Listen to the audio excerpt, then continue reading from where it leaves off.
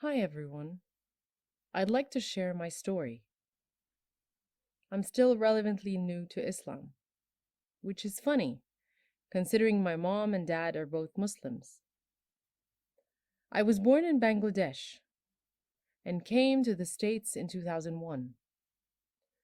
Growing up, although my parents encouraged us to be more into our religion, they never forced us to do anything. And I grew up not really caring too much about religion, and my brother is agnostic. Before I turned to Islam, I lived a life without caring too much about the consequences of my actions.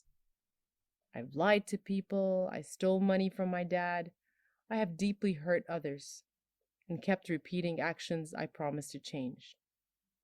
My father, who was my best friend and the person I love the most in the world, was diagnosed with stage 4 lung cancer at the end of February and passed away in April.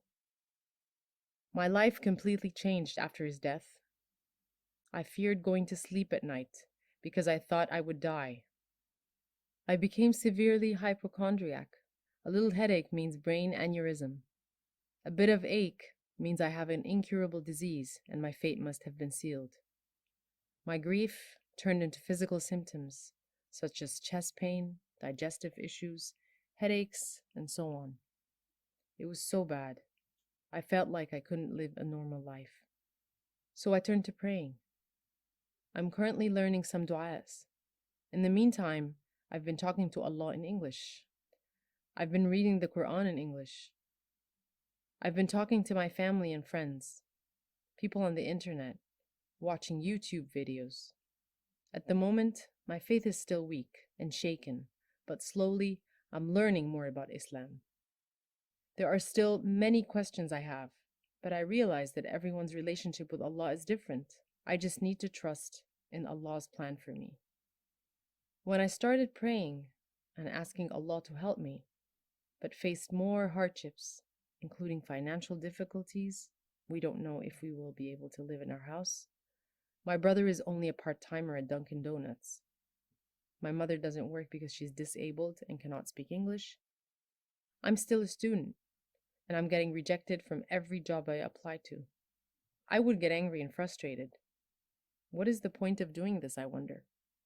But then I realized Allah has given me the greatest blessing of all: my father, my mother, and my brother. I was blessed with such a loving, kind, and supportive family. And I realized, because my Baba was such a kind and loving man, Allah loved him too much and didn't want him to suffer anymore. So Baba left us first. But now Baba doesn't have to breathe with an oxygen tank anymore. Baba can breathe freely, and he is with Dida and Dadu and all of his friends that also passed away. Every night, I pray for Allah to keep us healthy, for me to wake up another day and live a long life with my Amu and Bahaya. And every day Allah gives me that, and I'm so thankful. I'm so thankful to Allah for giving me this opportunity to live, and I'm so ashamed of my past. But turning to Allah for Allah's guidance is helping me live a much better life. My physical symptoms of grieving are slowly getting better. My mental state is very weak, but I'm asking for Allah's help to guide me through this troubling time.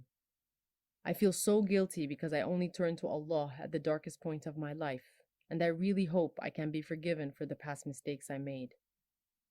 I truly like to repent and live a life so not only Allah and my Baba can be proud of, but so for the first time in 26 years, can learn how to love and be proud of myself too.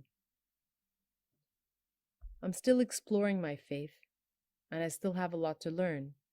But today, suddenly I felt so much love from Allah, and I realized that my Baba is doing well too. I went to the cemetery today and cried a lot, and asked Baba to help us too. I hope he was able to hear me. I really miss my Baba, and I'm so thankful to Allah for giving me a chance to be his daughter. This is the greatest and most wonderful gift I have ever received.